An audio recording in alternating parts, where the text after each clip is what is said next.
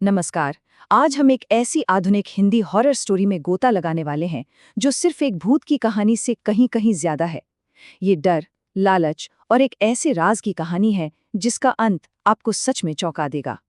तो कहानी की शुरुआत होती है एक बहुत ही जानी पहचानी डरावनी जगह से। पूनमपुर नाम का एक खूबसूरत सा गांव जिसके बीचों बीच एक काला धब्बा है। एक ऐसी हवेली जिसके पास जाने से भी हर कोई डरता है।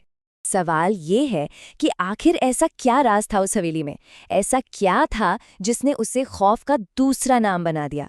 यही वो सवाल है जो इस पूरी कहानी की जड़ है, और चलिए इसका जवाब मिलकर ढूंढते हैं। तो चलिए पहले हिस्से से शुरू करते हैं। भुताहा हवेली ये वो जगह है जहां गांव वालों का पुराना डर शहर से आए लोगों के अविश्वास से टकराता है। देखिए, कहानी का जो सेटअप है ना, वो दो बिल्कुल अलग दुनियाओं पर टिका है। एक तरफ है पूनमपुर गांव, एकदम शांत और जिंदा दिल, और दूसरी तरफ है वो पुरानी भयानक हवेली। गांव वाले आपस में कानाफूसी करते हैं कि उसके अंदर एक अजीब सी बुढ़िया रहती है और बस उसी से जुड़ी हैं सारी डरावनी अफवाहें।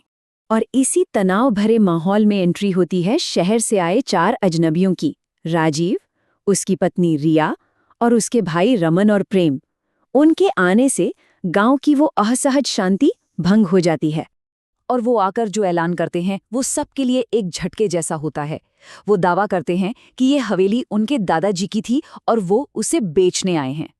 सोचिए, उनके लिए ये सिर्फ एक प्रॉपर्टी है, लेकिन गांव वालों के लिए ये उनके सबसे गहरे डर का घर है।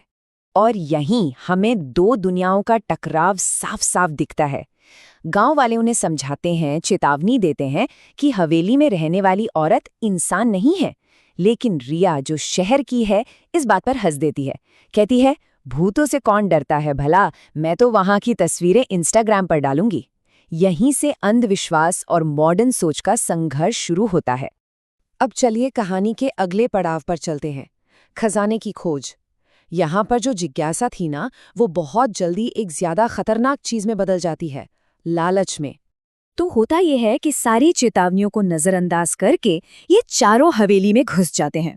अंदर से वो शानदार तो है, पर उतनी ही डरावनी भी है। और वहां एक अंधेरे कोने में वो आखिरकार उसे देखते हैं, सफेद बालों और पत्थर जैसी आंखों वाली वही बुढ़िया, बिल्कुल वैसी ही जैसा गांव वालों ने बताया था। वो उसका सामना करते हैं और उसका जवाब सब कुछ बदल देता है।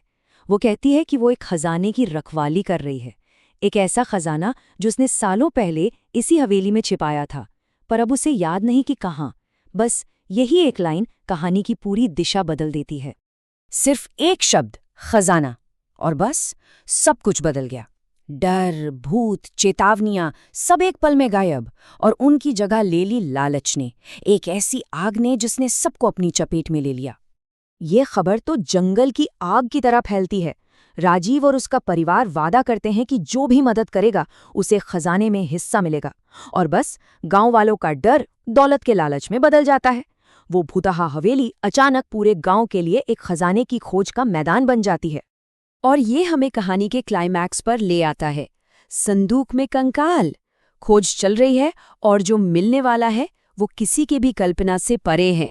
घंटों की खोज के बाद रामू नाम के एक गांव वाले की नज़र एक ढही हुई छत के मलबे पर पड़ती है। जब वो उसे हटाते हैं तो उसके नीचे कुछ छिपा हुआ मिलता है, एक अजीब सा पत्थर जो एक गुप्त सीढ़ी का रास्ता खोलता है नीचे एक तहखाने की ओर। वो लोग अंधेरे में उतरते हैं। तहखाना सीलन भरा है, मकड़ी के जालों से अटा पड़ा है, और वहां ठीक बीचों बीच रखा है एक भारी पुराना लोहे का संदूक।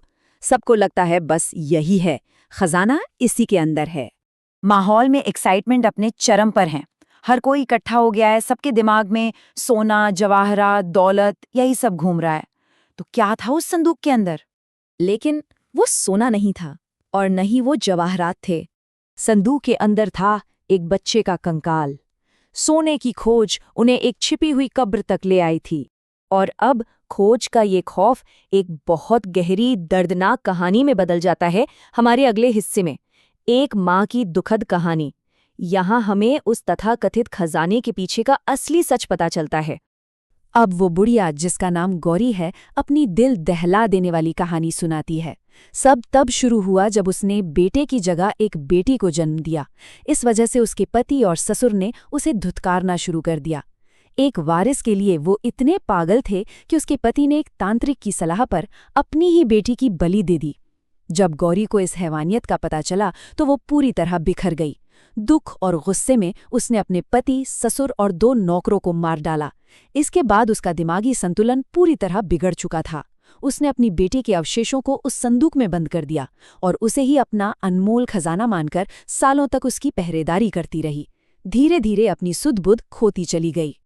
जैसे ही वो संदूक को गले लगाती है, वो उन अवशेषों से ये दिल तोड़ने वाले शब्द फुसफुसाती है, जो उसके सदमे की गहराई को दिखाते हैं। उसके लिए ये संदूक मौत का नहीं, बल्कि इस दुनिया में उसके पास बची अकेली कीमती चीज का प्रतीक था। और इस तरह हम अपनी कहानी के आखिरी हिस्से पर आते हैं, न्याय और एक नई शुरुआत, जहां ये दर्दनाक खुलासा पूरे समुदाय के लिए एक हिसाब किताब का पल बन जाता है। इस खुलासे के बीच पुलिस पहुंचती है और जब उनसे हवेली के मालिकाना हक के कागजात मांगे जाते हैं तो सारा सच सामने आ जाता है। वो मालिक नहीं बल्कि धोखेबाज थे, जो गैर कानूनी तरीके से हवेली पर कब्जा करके उसे बेचना चाहते थे। इसके बाद जो होता है वो बहुत तेजी से होता है। चारों धोखेबाजों को गिरफ्तार कर लिया जाता है। गांव वाले, जिनके दिल में अब सहानुभूति है, उस बच्चे के अवशेषों का अंतिम संस्कार करते हैं। उसे वो शांति देते हैं जो उसे जीते जी कभी नहीं मिली। गौरी को देखभाल के लिए एक मानसिक स्वास्थ्य केंद्र भेज दिया जाता है और समुदाय इस साझा सदमे से बदला हुआ कुछ ऐसा करने का फैसला करता है जो वाकई असाधारण है। और ये है इस कहानी का सबसे शक्तिशाली मोड़। वो उस हवेली को, जो कभी आतंक और लालच की जगह थी, लड़कियों के लिए एक स्कूल में बदल देते हैं। और नए साइन बोर्ड पर लिखा है, गौरी कन्या विद्यालय, एक माँ की याद में। वो उस ट्रेजेडी को एक नया, उम्मीद भरा मतलब देते हैं। तो देखिए, कहानी एक भूतहा घर से शुरू हुई थी, लेकिन खत्म एक समुदाय के उद्धार पर हुई। और ये हमें एक बहुत जरूरी सवाल के साथ छोड़ जाती है। आखिर क्या चीज है जो एक खौफ की जगह को उम्मीद की जगह में बदल देती है?